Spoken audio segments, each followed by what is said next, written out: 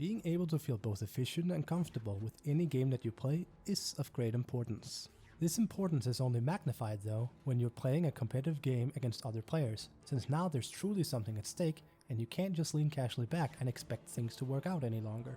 This video this week will therefore be covering an integral setting in Dota 2 called Quickcast. Quickcast is a very powerful option that can completely change how you play just about any hero in Dota 2 out there, as it will significantly decrease the amount of clicks you have to do. It does however require you to get used to it before usage. Let's delve into why learning to adapt to Quickcast as a setting can help you become a better player in the process. Quickcast at its basic form is simply another way of registering clicks given by the player.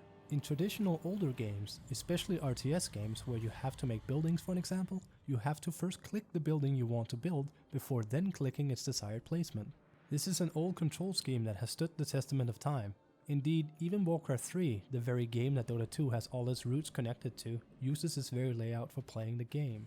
The important thing about Quickcast in this case is that it tends to halve the amount of necessary clicks, which will free up the time for you to do other things with your brainpower, as well as making the things you already do, you guessed it, faster.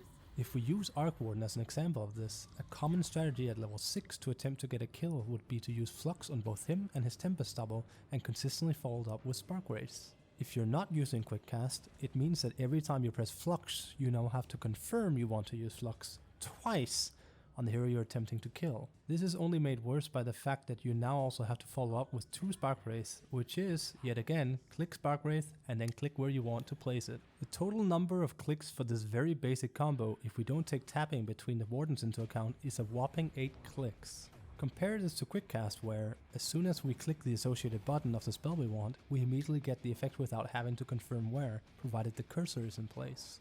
Without tabbing, it halves down to 4. That's literally a 50% efficiency improvement on the amount of clicks you have to do.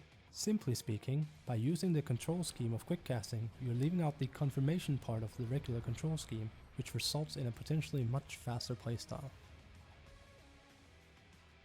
On top of the before mentioned perks regarding Quickcast as a whole, certain heroes become downright abysmal to play if you don't use Quickcast along with their toolkit. Try and imagine this scenario. You're playing Tinker with a Blink Dagger, a Dagon, a Scythe of Vice, and a Shivas. The amount of extra clicks you have to do for confirmation's sake for 3 of those items are insane. It's only made that much worse by the fact that you're constantly taking them off cooldown with your ultimate, so you have to do it again and again. By using Quickcast, you're heavily cutting down on a lot of unnecessary fluff of clicking buttons, which is exactly what you need to do in order to play a hero like Tinker fluidly. You want to zip around fast with Blink, you want to hex people before they knew what hit them. All of this is just that much harder to pull off if you don't have Quickcast enabled. Quickcast can also be a godsend for a lot of items in the game, even for a support player.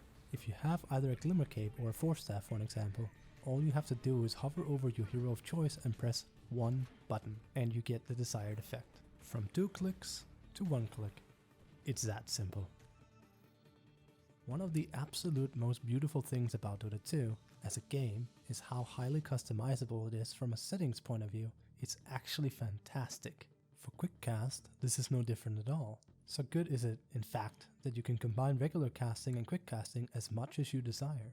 As an example, if you play Faceless Void, you might like the comfort of pressing your Chronosphere ability and see the actual visual indicator pop up on your screen, since it might help you land a better ultimate as a result. You can absolutely do this while maintaining all the strength of Quickcast at the same time. You simply keep Quickcast on all his other abilities and make an exception for Chronosphere, and bam, you're golden.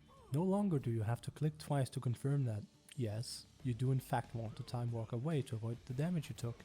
Much like abilities, this very same setting can also be put on items. I personally use a few myself that I find quite handy, so let me share 2 of them with you. First one, TP.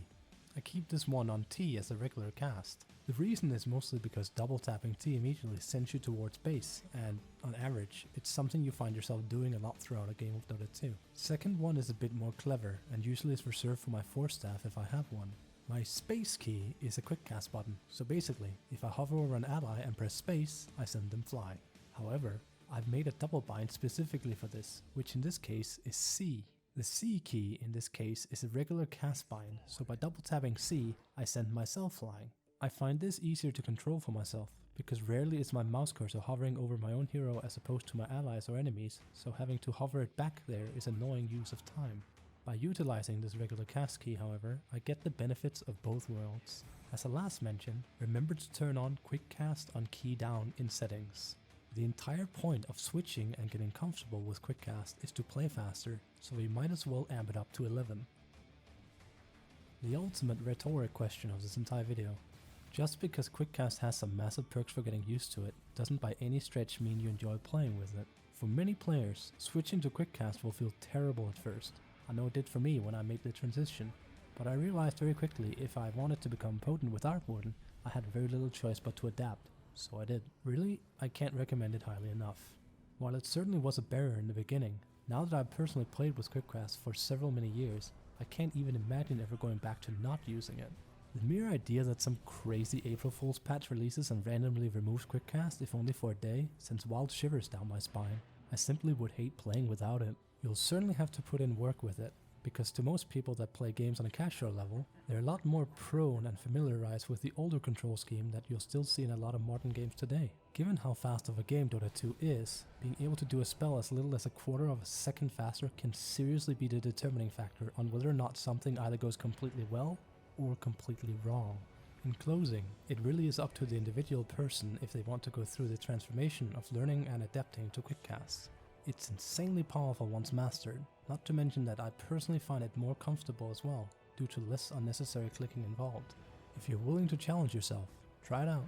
You've got nothing to lose here, but got so much to gain if you start to enjoy and playing fluidly with Quickcast. Who knows? You might just end up opening a door to a lot of heroes you formerly thought were intimidating. But now that your control scheme is that much faster, everything looks a bit easier and approachable as a result.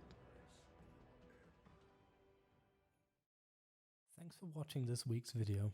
Quickcast is one of those very interesting topics I always like to talk in depth about a lot, and could go on for hours on end, but here I tried to make a more compressed version of it. If you liked the video, I'd appreciate a thumbs up and a follow. And as always, if you have any questions, by all means, leave a comment and I'll get around to answering it. I stream live at twitch.tv/fabkubashi from Monday to Friday on average, so if you have any questions about anything I've covered, hey, why not give me a knock and I'll see if I can help you out. With that said, I hope all of you have a splendid week and you consider using Quickcast as an option. We can always improve as players, we just have to take the first step.